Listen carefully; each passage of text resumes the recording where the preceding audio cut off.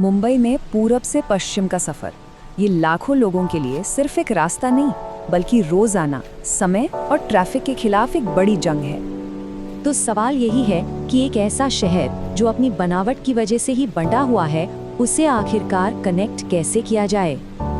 और इसी बड़े सवाल का जवाब लेकर आती है येलो लाइन। चलिए आज जरा गहराई से समझते हैं कि मुंबई की ये महत्वाकांक्षी मेट्रो लाइन शहर की तस्वीर बदलने का जो वादा कर रही है, उसमें कितना दम है। तो सबसे पहले ये मेट्रो लाइन 2B है क्या चीज? देखिए, ये एक 23.6 किलोमीटर लंबा एलिवेटेड कॉरिडोर है। मतलब वो मेट्रो लाइन जो खंभों पर सड़क के ऊपर से गुजरती है। इस रूट पर होंगे कुल 20 स्टेशंस और इसका मकसद एकदम सीधा है, मुंबई के वेस्टर्न और ईस्टर्न सबर्ब्स को यानी DN नगर से लेकर मंडाले तक एक सीध में जोड़ देना। अब देखिए, इस लाइन की असली ताकत है इसकी कनेक्टिविटी। सोचिए जरा, ये बांद्रा, BKC और चेंबूर जैसे मुंबई के सबसे बड़े बिजनेस हब्स को एक साथ जोड़ देगी। सिर्फ इतना ही नहीं, ये वेस्टर्न और ईस्टर्न एक्सप्रेस हाईवेज पे भी जुड़ेगी।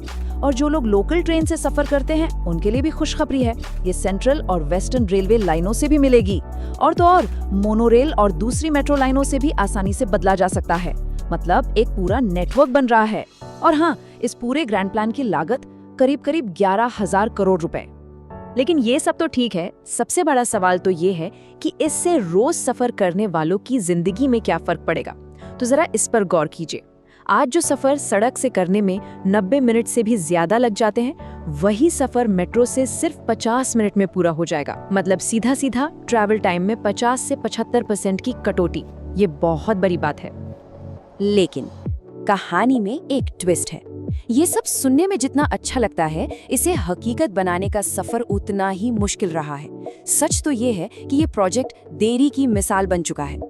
जरा इसकी हिस्ट्री पर एक नजर डालते हैं। देखिए, कहानी शुरू हुई 2009 में, जब इसे एक PPP मॉडल पर, मतलब सरकार और प्राइवेट कंपनी मिलकर बनाएंगे, इस तरह लॉन्च किया गया। लेकिन सालों तक जमीन के पचड़ों में मामला फंसा रहा और कोई काम ही नहीं हुआ। नतीजा, 2014 में कॉन्ट्रैक्ट को रद्द करना पड़ा। फिर 2016 में एक नई शुरुआत हुई, नया कंस्ट्रक्शन मॉडल आया। लेकिन किस्मत देखिए, 2020 आते आते फिर वही कहानी। काम में इतनी ज्यादा देरी हुई कि फिर से कुछ कॉन्ट्रैक्ट्स कम्बिनेट करने पड़े। और जो 2022 की ओरिजिनल डेडलाइन थी, वो तो कब की पीछे छूट गई। तो आखिर इतनी देरी हुई क्यों? वजह थी कॉन्ट्रैक्टर्स का बेहद खराब परफॉर्मेंस।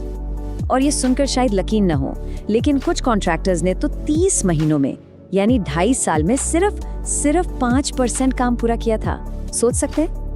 जाहिर है, इस पर MMRDA यानी जो अथॉरिटी ये प्रोजेक्ट बनवा रही है, उसका रवैया काफी सख्त हो गया।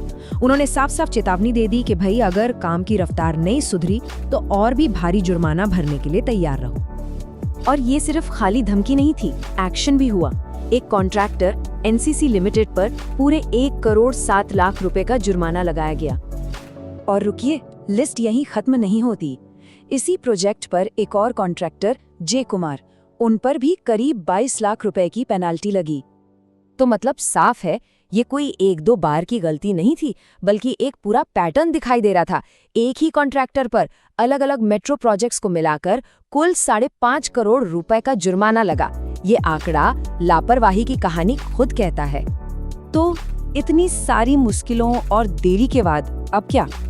खैर, अच्छी खबर ये है कि अब चीजें पटरी पर आती दिख रही हैं। तो चलिए देखते हैं कि आगे का प्लान क्या है और काम कहां तक पहुंचा है। तो अब प्लान ये है कि पूरी लाइन को एक साथ नहीं, बल्कि टुकड़ों में, यानी फेजेस में खोला जाएगा। सबसे पहला फेज, जो डायमंड गार्डन से मंडाले तक है, उसके दिसंबर 2025 तक शुरू होने की उम्मीद है।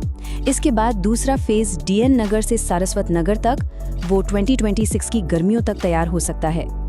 और जो बीच का सबसे मुश्किल हिस्सा है, उसके लिए दिसंबर 2027 का टारगेट रखा गया है।